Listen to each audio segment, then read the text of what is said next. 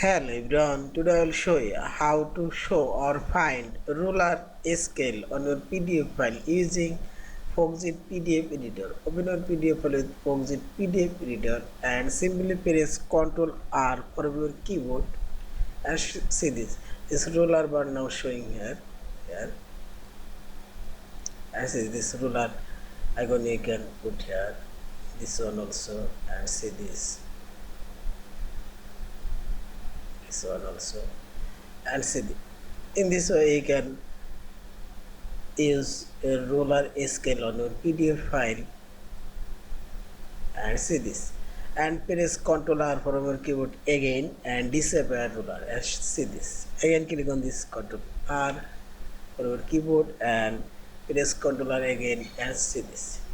In this way you can appear and disappear a ruler from your keyboard, and you can also hide your ruler line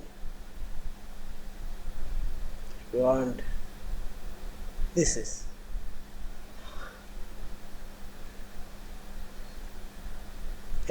this, and finally select this file option, save or save as a PDF file. Thank you for watching. Please subscribe, like, share and comment.